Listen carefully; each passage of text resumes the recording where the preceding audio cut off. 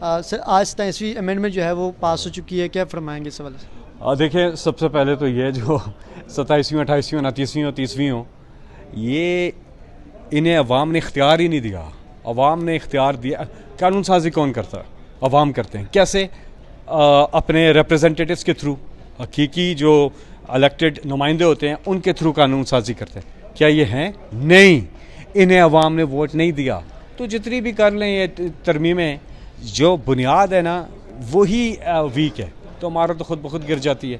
تو اس لیے یہ سارا رول بیک ہو جائے گا. سر سیف اللہ ابرو صاحب نے جو اگینسٹ ووٹ دیا، اس کو کیسے، کیا آپ کو لگتا تھا کہ سیف اللہ ابرو صاحب اگینسٹ ووٹ دیں گے؟ کسی کا کچھ پتہ نہیں ہوتا، لیکن یہ ہے کہ اس سے عمران خان کو کوئی فرق نہیں پڑتا. پہلے بھی لوگوں نے چھوڑا ہے، دوسری سائڈ پہ گئے ہیں. عمران خان کو کوئی فرق اس چیز سے نہیں پڑتا. لیکن یہ ہے کہ عمران خان کا نظریہ ہے اور عوام ہے، یہ عوام کی موومنٹ ہے.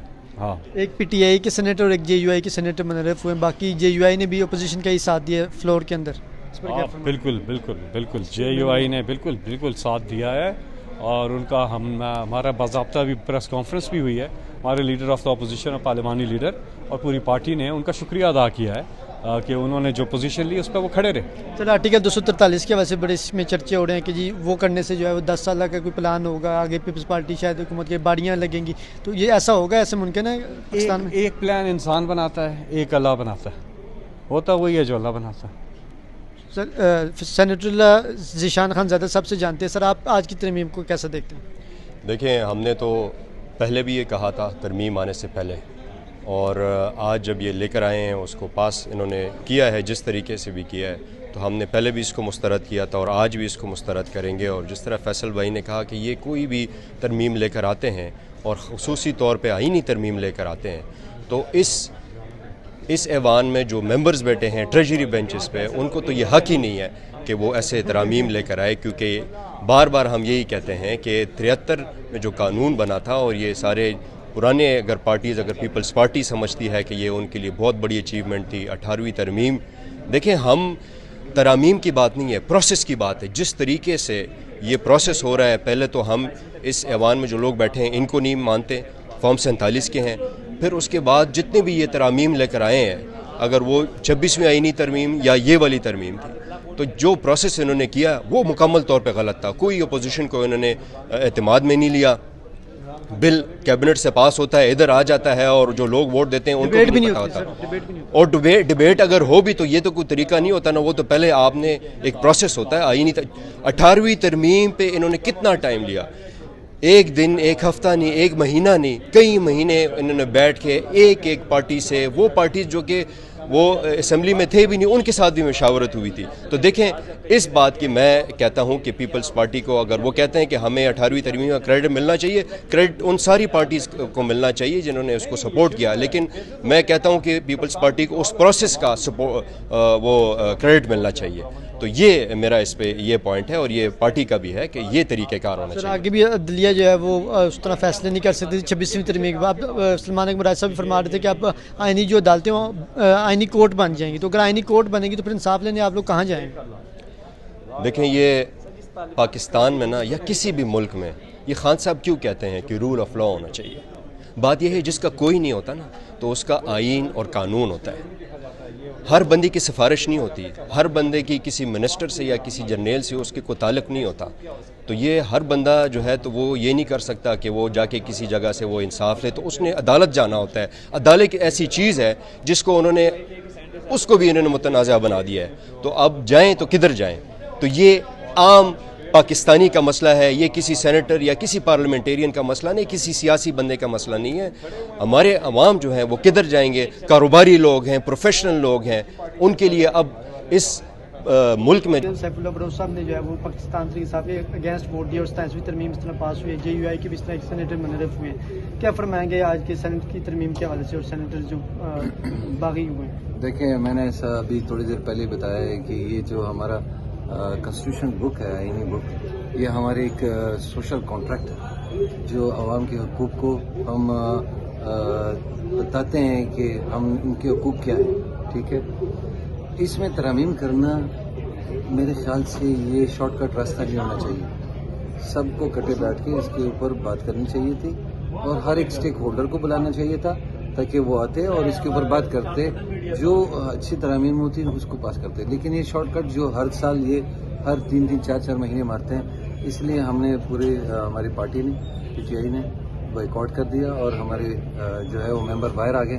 اور جس نے پارٹی کی خلاف ورزی کی ہے، ہماری پارٹی کا ممبر نے بھی کی ہے، تو اس کے لیے کور کمیٹی بیٹھے گی اور جو بھی ہوگا انشاءاللہ اس میں طے ہوگا. مرزا فرید صاحب، کمپین تو آپ کے خلاف چلتی رہی ہے کہ جی شاید منحرف ہو جائیں یا آپ اسٹیبلشمنٹ کے بندے ہیں، اس طرح معاملہ ہے، لیکن آپ تو ماضی کی طرح بھی خان صاحب کے ساتھ ڈٹ کے کھڑے ہوئے، ہر مشکل وقت میں عروج و زوال میں ساتھ ہیں. ابھی بھی آپ نے یہ ثابت کیا کہ آپ خان صاحب کے ساتھ ہیں، تو اس پر کیا فرمائیں گے؟ جو ناقدین آپ پر آپ کی پارٹی کے یا جو دانستہ یا غیر دانستہ طور پر استعمال ہوتے ہیں، آپ کے اگینسٹ ٹویٹس کرتے ہیں، ان کو کیا کہنا چاہیں؟ دیکھیں بات سنیں، میں خان کا سپاہی ہوں اور ہمیشہ ان کے ساتھ کھڑا ہوں اور ہر جگہ کھڑا ہوں. ٹھیک ہے، یہ جو سوشل میڈیا میں بات ہوتی ہے کہ مرزا افریدی وہاں جائے گا، مرزا افریدی ووٹ نہیں دے گا، مرزا افریدی اگینسٹ ووٹ دے گا، یہ میں ان کو ایک میسج دینا چاہتا ہوں کہ آج کی اس ترمیم میں ان کو پتہ چل گیا ہوگا کہ میں کس کا بندہ ہوں. السلام علیکم، کیا حال ہے سردار؟ اللہ کا شکر. ٹھیک ہے میری جان، تو بیمار ہو گیا تھا مجھے پتا چلا. ہاں بس اللہ کا شکر، آپ ٹھیک ہوں؟ ٹائیفائڈ ہوتے تھے. یہ ہمارا دوست ہے، بیمار ہو گیا تھا کچھ دنوں پہلے. اللہ بس آپ کی دعائیں اور محبت، اللہ کا شکر ہے، دعائیں سر آپ. ہماری دعائیں واقعی آپ کے ساتھ ہی ہم نے آپ کے لیے کی ہیں کہ آپ ٹھیک ہو جائیں. آپ کو ہمارا پیغام مل گیا تھا نا؟ مل گیا تھا سر. اس کے بعد آپ ٹھیک ہو گئے. بے شک آپ کی محبت ہے تو بندہ بیمار ہو بھی نہیں سکتا. صحیح ہے، چلو گڈ ورک. اور یہ ہمارا دوست ہے لمبے بالوں والا، اس نے اپنے بال کٹ کر دیے اور بیرسٹر غور اس کو پہچاننے سے انکاری دے مبارکباد دے کے گئے. بتائیں کہ پارلیمانی پارٹی کا اجلاس ہوا ہے، کیا فیصلے ہوئے ہیں کہ 27ویں ترمیم کی وجہ سے کیا بڑے فیصلے؟ دیکھیں 27ویں ترمیم آئین پاکستان کے خلاف ایک حملہ ہے، پاکستان کی عوام کے حقوق کے خلاف ایک حملہ ہے، یہ ایک جرم ہے. ہم اس میں حصہ بالکل نہیں ڈالیں گے. ہم نے فیصلہ یہ کیا ہے کہ پارلیمنٹ کے اندر اور پارلیمنٹ کے باہر اس کی پرزور ہم مخالفت کریں گے، ہم مزاحمت کریں گے، لیکن اس کے عمل میں ہم حصہ نہیں ڈالیں گے. کل کو کوئی یہ نہیں کہے گا کہ یہ آپ کی ماں سے ہوئی یا آپ اس عمل میں شامل تھے، ایسا ہرگز نہیں ہوگا. سر یہ بتائیں کہ اپوزیشن لیڈر کا بھی نوٹیفکیشن نہیں جاری ہوا ہے اور سینٹ میں یہ بھی بدنیتی ہے جی، کوئی وجہ نہیں ہے اس تاخیر کی. علامہ ناصر سینٹ میں اور اچکزئی صاحب قومی اسمبلی میں ہمارے اپوزیشن لیڈر ہیں، ان کا نوٹیفیکیشن فی الفور ہونا چاہیے. یہ ایک عجیب صورتحال ہے کہ آپ آئینی ترمیم کر رہے ہیں اور اپوزیشن کے لیڈر کو آپ نے نوٹیفائی نہیں کیا.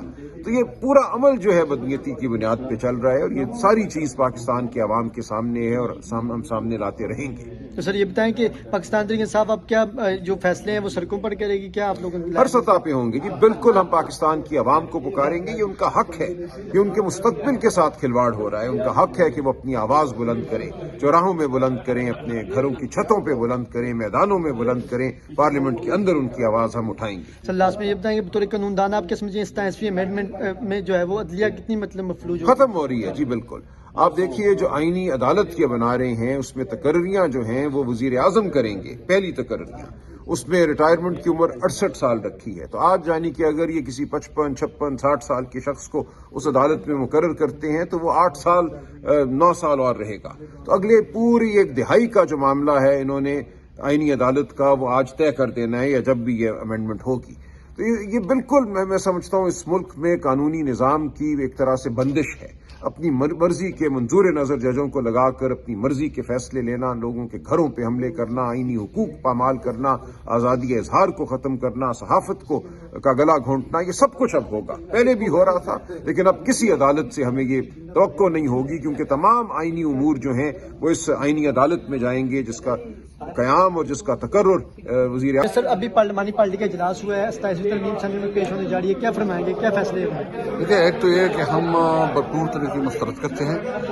ایک تو اس پارلیمنٹ کے پاس یہ اختیار نہیں کہ اتنی بڑے لیول پہ یہ قانون سازی کرے، امینڈمنٹ کرے، اور ہم انشاءاللہ اسمبلی کے طور پہ بھرپور آواز بھی اٹھائیں گے اور بھرپور احتجاج کریں گے. ہم کسی طور پر ان کی اس انلیجیٹمیٹ پارلیمنٹ 47 کی اسمبلی کو یہ حق نہیں دیتے کہ وہ کوئی قانون سازی سر فیصل واؤڈر نے کہا کہ PTI کی نصیب میں رولنا پٹنا ہی ہے، اس کے علاوہ کچھ نہیں. یار میں اس کے اوپر کمنٹ نہیں کرتا، وہ اتنا نہیں کہ میں اس کے اوپر کمنٹ. سر لاسٹ میں یہ بتائیں کہ کیا اس امینڈمنٹ سے جو ہے وہ عدالتیں مزید جو ہے وہ مفلوج ہوں گی؟ عدالتیں تو ختم ہو گئی ہے. عدالتوں کا تو انہوں نے جنازہ نکال دیا. ملک میں انصاف کا نظام ختم ہو گیا ہے، جنگل کا قانون بن گیا ہے.